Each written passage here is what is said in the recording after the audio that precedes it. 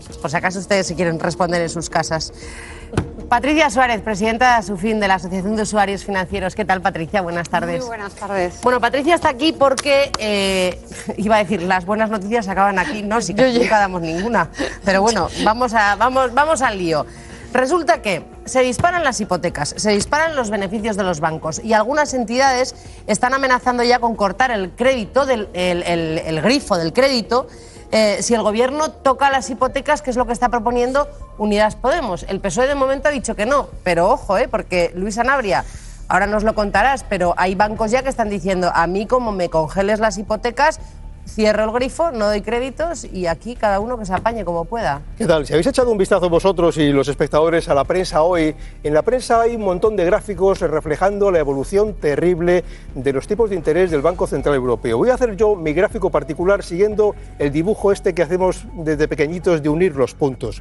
En el año 2001, los datos de la evolución de los tipos de interés, si lo veis ahí bien en pantalla, me recoloco mejor, estamos hablando que en 2001 nos situamos ya en un incremento de los tipos de interés que se sitúa aquí en torno al 5%. A partir de ese momento hay un descenso progresivo de los tipos de interés del Banco Central Europeo para situarlo aproximadamente de forma progresiva en torno al 2% entre los años 2004-2006. A partir de ese momento, en 2006, hay un incremento ciertamente considerable de los tipos de interés hasta llegar en torno al 5% en el año 2008. Es el proceso del boom inmobiliario. A partir de 2008 se produce el estallido de esa burbuja inmobiliaria y se desploman los tipos de interés para situarse en torno al 1% en el año 2009. A partir de ese momento hay una evolución más o menos parecida, en torno al 1%, para llegar en 2016 al dato fundamental del 0% de tipos de interés. ¿Qué pasa en 2016? Que hemos vivido 6 años absolutamente, digamos, gloriosos, de tipos de interés en el 0%.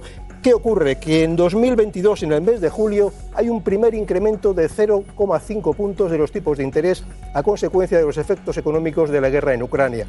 Y el crecimiento entonces es espectacular. Hablamos de 1, 2, 3, 4, 5 incrementos consecutivos del Banco Central Europeo de los tipos de interés para situarlo ayer en un 3%. Y este dato del 3%, ojo, porque es incluso provisional, así lo alertaba ayer la propia presidenta del Banco Central Europeo. Y Christine Lagarde, la presidenta del Banco Central Europeo, lo avisó ayer: en todos los escenarios vemos necesario subir los tipos medio punto en el mes de marzo. Se imponen, por tanto, los halcones del Banco Central Europeo, que quieren bajar cuanto antes la inflación, que está ahora mismo en la zona euro en un 8,5%, con el objetivo de bajarla al 2%. ¿Cuáles son los efectos inmediatos de la subida de los tipos de interés del Banco Central Europeo? Pues ya los conocemos, desgraciadamente. Ahí tienen. El Euribor ahora mismo está en un 3,4%. La previsión es que siga subiendo en torno a las 4 o incluso supere ese 4%. ¿Qué ocurre? Encarecimiento de las hipotecas variables con un crecimiento medio de 3.400 euros al año. Y también incremento de las hipotecas a tipo fijo, que están ahora mismo entre un 3 y un 4%. Hace unos meses la opción que daban los economistas era cambiar la hipoteca fija a la variable. Pues bien, escuchen, porque Gonzalo Bernardos, nuestro economista de cabecera, da una tercera recomendación. Entidades financieras que te dan una hipoteca mixta. ¿Qué significa eso? Los 5 primeros años a un 2% con vinculaciones y el resto a Euribor más 0,5. Yo les diría, coge esos 5 primeros años y cuando finalicen puede ser que los tipos de interés estén más bajos que los de ahora y te cambias a una fija.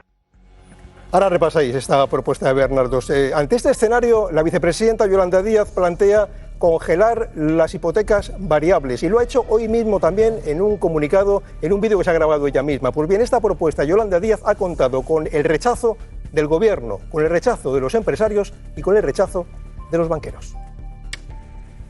Toca congelar hipotecas y moderar los beneficios extremos de la gran banca para que ganemos todos y todas. No se puede hacer, no es una medida que se pueda poner en marcha de forma estructural.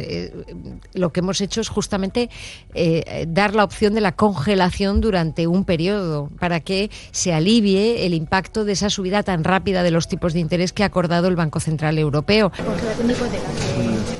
Pues una locura. Bueno, pues los españoles somos muy buenos pagadores y lo primero que hacemos si tenemos una hipoteca es pagar esa hipoteca mensualmente. Por eso el nivel de morosidad es bajo. Y es que ese nivel de morosidad tan bajo lo reconocía hoy el propio presidente de CaixaBank. Los hechos hasta ahora es que no estamos teniendo, y lo ha comentado Gonzalo, ningún incremento de morosidad. No estamos teniendo incremento de morosidad, digamos, contable, ni estamos teniendo, y ayer lo veíamos en el Consejo de Administración, un incremento de impagos a menos de 90 días. No lo estamos teniendo. ¿Pero qué ocurre? Que el incremento de los tipos coincide con los datos de los beneficios de los bancos en el año 2022, beneficios absolutamente históricos. Se han conocido 6 bancos y esos 6 bancos han reconocido ingresos de beneficios de 20.850 millones de euros, un porcentaje un 48% más que el año anterior, un dato absolutamente histórico. Beneficios impúdicos, definía ayer la ministra de Asuntos Sociales y secretaria general de Podemos, Yone Belarra. Escuchen la respuesta tan contundente que a Belarra le ha dado hoy el socialista Emiliano García Paje. Como imagino que no se puede decir que esos beneficios milmillonarios son capitalismo despiadado, pues voy a decir que son absolutamente impúdicos. Los beneficios reviertan en la sociedad. Cuesta escuchar tonterías como las que se dicen. Cuando las dice un ministro ya son tonterías oficiales. Los bancos, los depósitos dan 0. Le pregunto al banco, me siguen dando 0 y prefiero invertir en el Estado español. Me animo porque es que es la única alternativa a que por tus ahorros puedas conseguir una rentabilidad razonable. El interés que tienes es más rentable que el que te da el banco, que no te da nada. Y siguen las colas de los ahorradores ante el Banco de España para invertir en las letras del Tesoro. Los bancos están trasladando pues muy rápidamente el incremento de la subida de tipos, pero están siendo mucho más lentos en remunerar los ahorros en las cuentas corrientes. Mañana entra en vigor un nuevo impuesto para los bancos. Los 5 grandes tendrán que pagar más de 1.000 millones de euros. Y ojo al aviso que a este respecto hacía ayer Ana Patricia Botín, un aviso a navegantes sobre qué ocurrirá con las hipotecas. Un impuesto sobre ingresos, es decir, no sobre beneficios, y un impuesto específico a los bancos tiene un impacto mucho más negativo en el sentido de que nosotros damos crédito y damos crédito en función del capital, y si uno paga más en impuestos da menos crédito o le da menos a los accionistas. Voy a empezar con esto último. Patricia, ¿qué supondría que los bancos, esta era la presidenta del banco más importante, que los bancos cortaran el crédito a la gente, enfadados por el impuesto o por la congelación de las hipotecas? Mira, ni me gustan las manifestaciones apocalípticas, ¿no?, que vemos de la banca, ni me gusta especular sobre algo que es que no va a suceder. No va a suceder. Los bancos españoles dependen de la deuda. Los bancos españoles están tan hipotecados como nosotros. Tienen un modelo de banca en la que prestan mucho dinero tanto a las empresas como a los particulares para que nos compremos casas o para que nos compremos coches y tantas cosas. Si ellos retiran ahora y cortan el grifo de la deuda, dejan de ganar dinero. En un escenario de tipos de interés altos no les interesa. Perfecto, ha quedado clarísimo. Por lo tanto, eso no va a suceder, aunque lo diga Ana Patricia Botín. Segunda pregunta que tengo. El otro día te decía, ¿es realista, te preguntaba, ¿es realista la propuesta de Yolanda Díaz de congelar las hipotecas para la gente a la que le ha subido muchísimo ahora mismo la hipoteca y por lo tanto pues para que tengan un alivio durante un tiempo? Y estoy viendo que no, porque la vicepresidenta económica dice que no, el presidente de la patronal dice que no, los bancos dicen que no, no sé.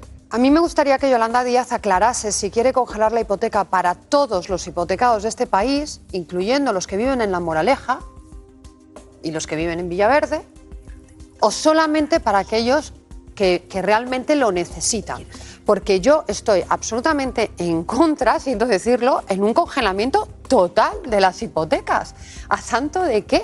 Cuando realmente eso se va a aplicar a gente que lo necesita y a gente que no lo necesita. Otra cosa distinta es que podamos irnos a las medidas pactadas por la vicepresidenta Calviño y digamos, oye, es que esto no es suficiente. Hay que ampliar la horquilla de personas hay que ampliarlo. Me parece corto, pero eso a día de hoy todavía no lo sabemos. Pero y Patricia, ¿tiene sentido plantear esta medida de congelar las hipotecas cuando nos están diciendo lo estaba diciendo Goyri Golzarri, pero las cifras lo dicen que ahora mismo no hay un problema de morosidad en España. Bueno, aquí yo creo que nos hemos anticipado y que lo hemos hecho bien. Y tenemos que comparar cómo se hizo en la anterior crisis, en la que directamente nadie se planteó la posibilidad de rescatar a una familia y que se quedase sin casa.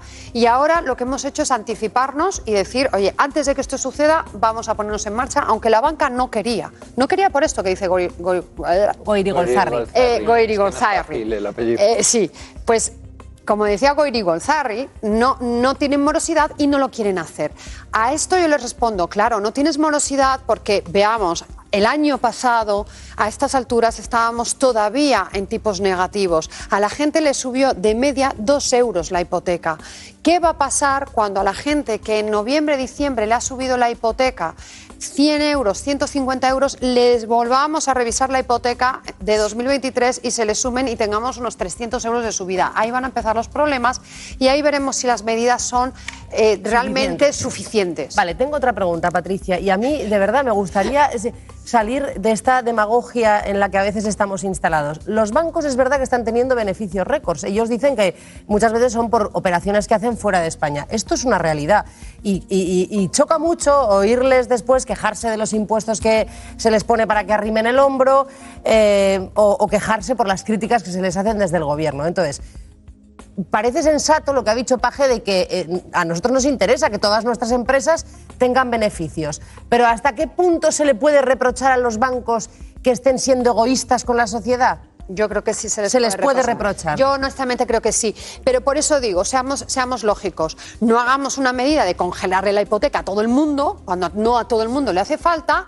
A ese impuesto de la banca, no os quejéis de ese impuesto, porque ese impuesto precisamente es para recaudar y poder ayudar al que más lo necesita. Esa es la cuestión. Y además, yo les recuerdo a todos, para que no nos vayamos con que si esto es de izquierdas o de derechas, que el impuesto a la banca se lo inventó nuestra querida Thatcher, que no creo que fuera muy roja, y funcionó y fue temporal y no pasó nada, no quebró ningún banco y se ayudó a la sociedad. Vale, es que me parece interesante intentar arrojar luz sobre los beneficios de los bancos porque, insisto, a nosotros nos interesa que todas nuestras empresas tengan beneficios y es cierto que a veces, hombre, parecen un poco resistentes a ayudar a la gente. Hemos visto campañas de las personas mayores diciendo, oye, por favor, no entendemos nada, no nos recibís, no podemos pagar los recibos, es complicadísima la tecnología bancaria. Pues quiero que escuches una cosa que ha dicho hoy Gonzalo Bernardos en Al Rojo Vivo y luego la comentamos, porque de ser verdad, la verdad es que es una vergüenza. Y me sigue pareciendo una vergüenza que a un jubilado, por acompañarle al cajero automático, algunas entidades le cobren 2 euros. A ver, nosotros no hemos tenido noticia de esto. Sí que es verdad que se llegó a un acuerdo para el que precisamente, si no se le daba a un mayor servicio en la caja, para operar en caja, ¿sí?, se le acompañase al cajero. Ahora bien, esto es un acuerdo al que han llegado las entidades financieras y me cuesta trabajo creer que estén cobrando por ello, porque si están cobrando por ello, me estarían diciendo, sí, pacto con la vicepresidenta Calviño, que voy a acompañarlo al cajero, pero le voy a cobrar. Sería una locura. Yo quiero creer que esto no ha sucedido. Otra cosa son las cartillas. Con las cartillas sí que están cobrando y sí que lo hemos denunciado. ¿Por actualizar la cartilla? Por tener la propia cartilla y actualizarla, que es un mecanismo que a muchos mayores les sirve de seguridad para controlar sus gastos. Mayores y no tan mayores, que Iñaki también va con la cartilla de ahorros. Le diré que le están cobrando. Que se actualice. Le diré que le están cobrando por la cartilla, que igual no lo sabe. Patricia, muchas gracias. Gracias a vosotros.